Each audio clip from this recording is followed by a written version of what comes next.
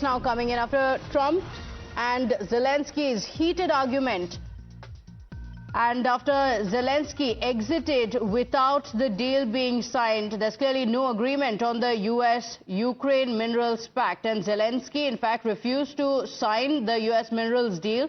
What would this mean? Because the United States had kind of made it one of the conditions for support to be extended to Ukraine, but the meeting between Zelensky and Trump was cut short after this extremely awkward exchange that took place right in front of the media. So after this, Zelensky cut short his meeting. My colleague Rishabh is joining us on the broadcast, and former diplomat Mr. Deepak Vohra is also on the broadcast with us. Quite a morning that was not expected. Quickly, I want to take in a word from Rishabh. Rishabh, what would this mean?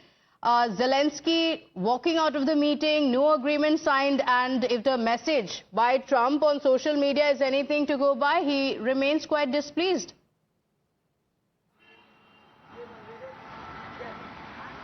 Well, definitely. What happened in the Oval last evening is something that was not expected. It was morning of Friday in Washington, and here in India we were looking at it around 10:30, 11 o'clock at night. And the way things started with J.D. Vance first asking Zelensky to be thankful to America and show some respect to the United States and the President of the United States. The war of words began there. The altercation began there, and then we saw Donald Trump coming in and things getting ugly. The way the two leaders and the videos that have come in, the footage that have come in from the Oval Office is unprecedented. There hasn't been any such instance where at a bilateral meeting two heads of states of democratically elected governments have had this kind of exchange of words, in the recent history, and that is something that has shocked the world. As we are talking from here on, definitely Donald Trump is someone who has been cautioning Ukraine for quite some time. He has been very clear that Ukraine will have to compromise. By compromise, Donald Trump meant that wherever the Russian forces are, they'll stay, but the further aggression, further escalation to the conflict will stop. The ceasefire where you are standing is what Trump had proposed. Zelensky was not in favor of that. He also wanted the mineral deal, what was to be signed, to be negotiated in a way that there is a paragraph or at least a line guaranteeing security to Ukraine. White House was not very keen on that. And then what we saw last evening was the last nail in the coffin.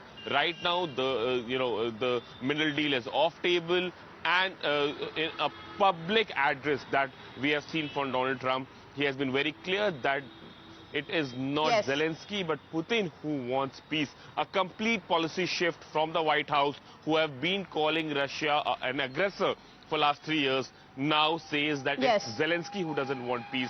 Putin is the person who actually wants peace. So Russian president is looking for peace, not Ukrainian president has come in from the White House. A complete policy shift from here on. It would be interesting to see how the war goes here, given that the whole European Union, the European countries, Canada, Australia stand firmly with Ukraine from here.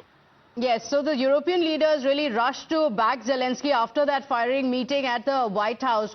What happens next? Because Trump has said it in as many words, make a deal or we're out. Ambassador, how do you look at this exchange? It was quite unexpected. This is not something that has been witnessed maybe ever. So before we come to what this means for Ukraine and what this means for the world, what did you make of this exchange? Well, thank you very much. Always a pleasure to be with you early in the morning to learn from you and from your colleague who has put it across brilliantly. I've been 53 years in diplomacy and counting. I've never seen this kind of stuff. I've been involved in meetings where we've talked tough. The tone has been cold and harsh, but the language used has always been impeccably correct. We are children of Chanakya. We understand diplomacy better than anybody else. This guy is a circus joker. We all know that, man. We know who brought him to power in Kiev. We also know who has the power to take him out. Let me put it to you very bluntly. What does Zelensky want? Number one, he wants NATO. Whatever the way forward, he must get NATO, no question. He's even offered to resign provided his country gets into NATO. Second, he wants Putin to surrender unconditionally. Trump said this man's inveterate hatred for Putin means there can be no peace. He wants him to surrender, and he wants him to be tried by the International Criminal Court. And number three, he wants Russian money to pay for rebuilding his country. What does Donald Trump want? He says, we've given a lot of money to Ukraine. I want it back. I want access to your rare earths and to your minerals. That's my interest. What does Putin want? Putin says, freeze the conflict where it is. Whatever I wanted to capture, I've taken. Now we'll talk about we'll whisper sweet nothings into each other's ears. These three points of view do not seem to coincide. My own feeling is that Zelensky came to the White House without any intention of agreeing to let his country's minerals be exploited by the United States. He has an entitlement mentality, man. He's being lionized by the West. He's been told he's the greatest military leader in human history after Napoleon, or even bigger than Napoleon. He's actually begun to believe that nonsense. He's been flattered to a point where he thinks that he's invincible. And that is going to hurt him very badly, particularly, ma'am. I mention this because I'm aware of this. I've served in that region. A lot of the weaponry that the Europeans are giving Zelensky is of American origin. And if the Americans decide to pull the plug on that, Ukraine is finished. So the way forward, no doubt, Zelensky out. He is the obstacle now to peace.